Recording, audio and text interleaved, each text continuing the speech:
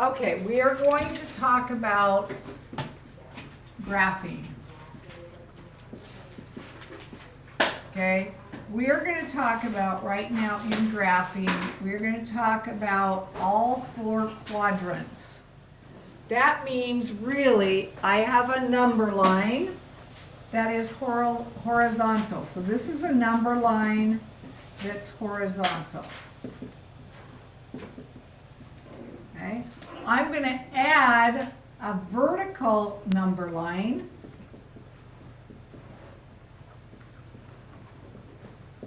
But they are going to meet in the center at 0. It's called 0 over and 0 up and down. Because in this is called an ordered pair. When I write an ordered pair, the first value in my ordered pair tells me to go what direction horizontally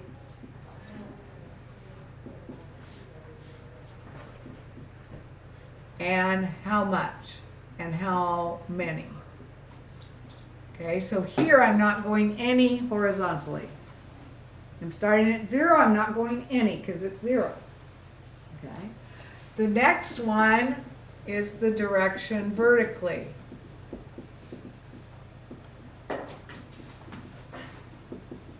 And how many?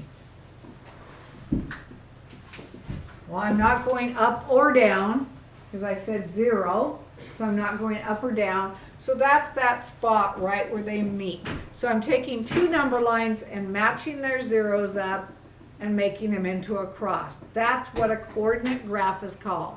This is called a coordinate graph. This is usually referred to as X. This is usually referred to as Y. It's the number line X, which is horizontal, the number line Y, which is the vertical number line. And then when we put some points on it, as long as we are consistent, so this is when graph paper really works well, but as long as you're consistent, you have to go up by the same amount. So if I start here, it's 2, that's 4, that's 6, that's 8, that's 10. I have to mark a few, but I have to be consistent. This is worth 2, that's worth 2, that's worth 2, that's worth 2. Okay, so you have to be consistent in your up and down amounts. Then I would go down to, think of this as sea level, above sea level, below sea level. This is -2, -4, -6. We're going down below sea level, so we call those negative numbers. Okay. Now, if I just wanted to do them by ones, I can do that. Going this direction, going to the right is positive. Going to the left is negative. Going up is positive. Going down is negative. So I could do these as 1, 2, 3, 4, 5, 6.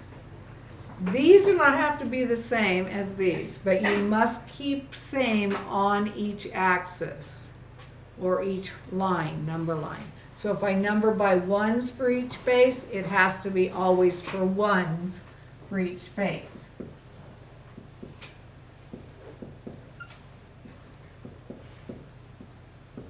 Okay, something like that. If I'm going by 2s on this one, you have to go up 2s and down 2s. Okay, so if I give you, this is called the point or the coordinates. And what it basically is, it's the how far do I go in the left and right direction, how far do I go up or down. So if this is 3 and this is -2, this is left or right.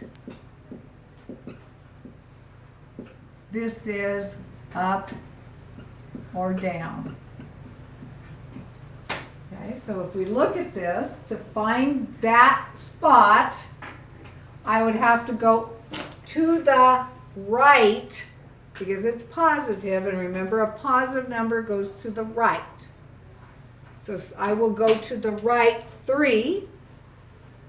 Okay, so that's where I start. But it's going to be somewhere along this line there. Okay, this tells me what do? Well, I go down 2. So from here I go down 2.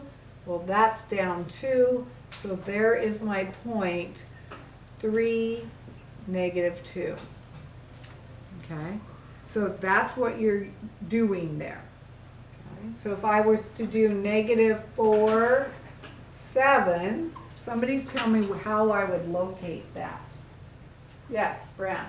You'd go to the -4 on the x-axis, Okay.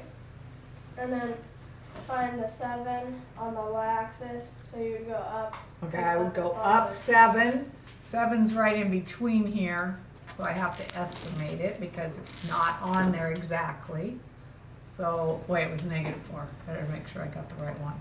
So you should be able to kind of draw across and down. You see the -4, you see the 7, and that's the correct point.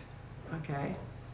So from here, I went back -4 and up to +7. Okay. That's the point on the graph. That's called graphing a coordinate point. The x value, the first value in any point, is how far I go to the left or right. The positive says go to the right. The negative says go to the left. In the second point, it's how much I go up or down. Positive means I go up. Negative means I go down. Okay? You will be using this information tomorrow. I'm going to give you some points. They are going to draw all sorts of shapes. You're going to come up with the shape that it makes. Okay? I want you to practice this so this is very easy for you to understand. I want you to know it's left or right, up and down, left or right, up and down, depending on whether it's positive or negative. I want you to know that very, very well, okay? Because it's something we are going to use so much in the rest of algebra, pre-algebra, geometry, all of those things. You're going to use this a lot, okay? And so you need to know how to do that. I was showing the algebra students how, actually geometry students too, but we have grids like this on maps. Because if you ever noticed, maps there are some things that go horizontally. Those are usually called streets. There are roads that go vertically. Those are usually called avenues. When they make cities and they're more organized than our country roads, your country roads get very off, okay? But if you go into a big city, a lot of times you will see that it's like a grid pattern. You can see where they put the grids in, and you can see that some are streets and some are avenues. Now they throw in other things like ways and places and courts and circles just to confuse everybody. But that's just because sometimes they don't go in the right spot, so they'll put it in between them. And so, let's see, I have to think about this. Ways go the same way as streets. So streets and ways go horizontally. Avenues and places go the same way. They go up and down. Yeah. So if you see an address, if it's a place, it's the same as avenues. Okay? It just might not be all the way to where 10th Avenue should be. It might be partially in between. So instead of labeling it 10.5 Avenue, they call it place. That's basically why place is put in there. Yes? So, like, my road that I live on is, it's a court. That's what they call it. I don't know. I have not yet figured courts and circles out yet, so I need to look at those. What? I live in a circle. You live in a circle. So yeah, I don't know what way those go. Circles, I think, tend to be more arched, aren't they? Or they're in a a U shape? Mine's like, Oh, it comes and it does a circle and then comes back out. my road just goes like straight down. Go straight down, okay, on the map. If it goes straight down, it's probably an avenue, like an avenue. It's Yeah. just not in the same spot as the normal avenue if we put the grid out there. So what happens is you put a grid on a place, and if they don't fit right where they're supposed to, they might name them places for avenues, they might name them courts for avenues. Okay? I don't know which way courts and circles go. I do know ways go the same way as streets. It's very confusing. People get lost on their way to my house. There is a 10th street in Battleground. There is a 10th way, which is just a little bit away from it. My house number is 2215. There's both a 2215 10th street and a 2215 10th way. So I have to tell people when you are putting it into your GPS, make sure you write street. Because 10th way actually is longer. It will automatically populate it with 10th way and you will go to the wrong house. Because 10th way is a bigger, longer street than my 10th street. Okay? So it can be confusing. Okay? But they use those because it's not a full block up to 11th. So 10th is in between. So then they use that as a way versus a street. And that's kind of what it is. And so really a grid work is how you get addresses. Okay? The number on your house, like if it's 2215, that means I am 22 in the avenue, which goes up and down, and I'm 10th on the street. So if you were to put a grid out there, you would go out 10, no, you go out 22, and then you go up 10, and I'm right there. Now what is that from? That's from the city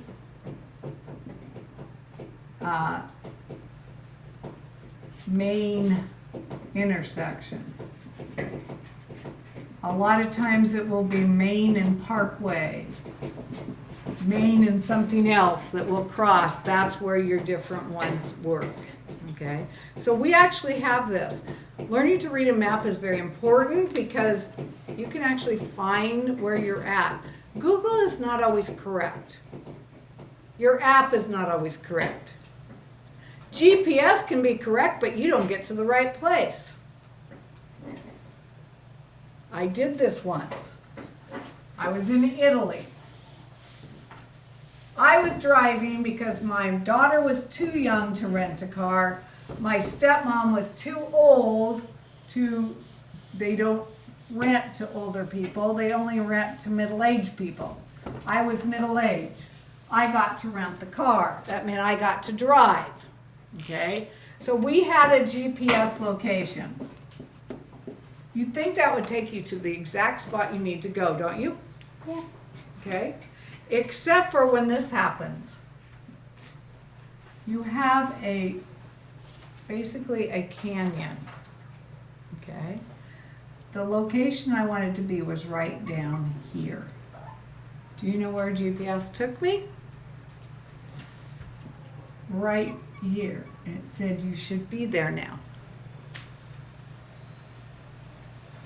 It didn't take me to the right location because there was a straight up and down embankment. Okay, it took me up above. Now, do I know how to get from here down to here? Not with a car.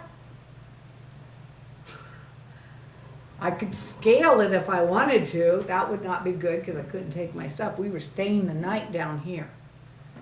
Now I had to know, how do I work? I need to know what the grid looks like so I can start following roads to get me down there. Okay, so GPS is not always super accurate. Another time we were driving in Italy, there was basically a farm here and a farm over here, and the road went kind of like this. Okay, it assumed for some reason that these were connected. I don't know if there was an old road or what. But when we used our GPS, it took us up this road to this farm. There was no way to get there. We wanted to be there. The GPS was saying you got to go this way to get there. But there was no way to go through that road unless we went through the fence and drove through the field. Okay, so this was funny. We talked to an Italian man that couldn't speak a word of English because he lived on this farm. He was very nice, but he couldn't speak a word of English. And I have no clue what he was talking about, but he was sure talking. Okay, we laughed about it because in the car, my stepmom was in the back. She's a very nice looking lady.